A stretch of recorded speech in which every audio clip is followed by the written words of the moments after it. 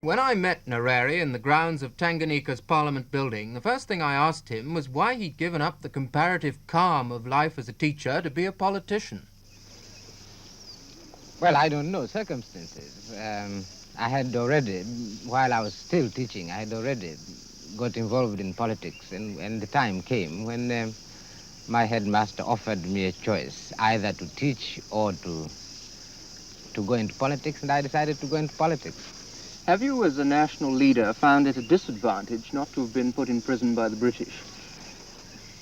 I think there is a little disadvantage, but I'm not going to try and go into prison.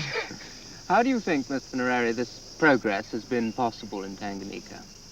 I think there are many circumstances. We lack the difficulties that other countries have. We don't have a very serious racial problem here. We don't have a very serious tribal problem. Our tribes are smaller tribes. They're not the big tribes where you have the problems of, say, Buganda or Ashanti.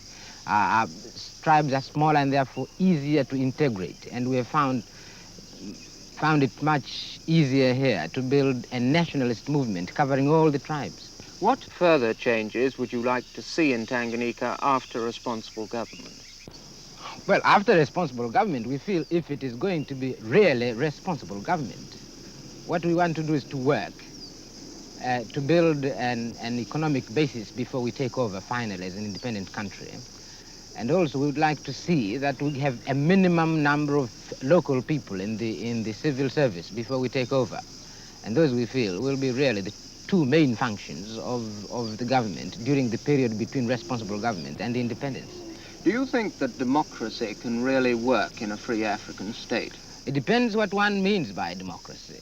If democracy is the expression of the freedom of the individual, an expression which is a freedom which is seen in all the life, economic, social, and political, then I don't see why it shouldn't happen.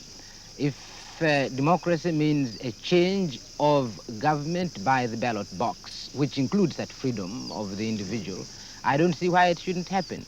I'm quite sure that in fact, Africa is as capable of that kind of democracy as any other country.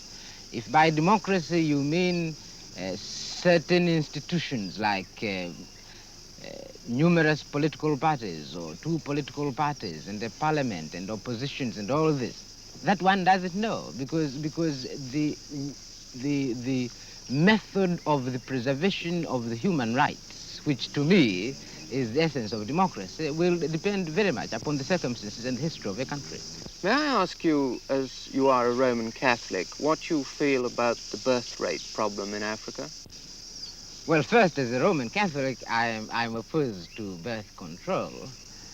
And as an African nationalist, I find it not difficult because, quite frankly, in a country like Tanganyika, our problem is one of underpopulation, not of overpopulation. Mr. Nyerere, what do you see as the future for Africa, for all Africa? I think it's going to be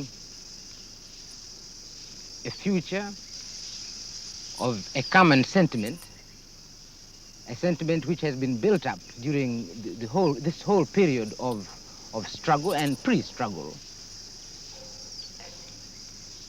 And I can see Africa myself speaking as a continent with a greater unity, a greater uniformity than any other continent in the world. And largely, I think, on moral issues like the rights of man.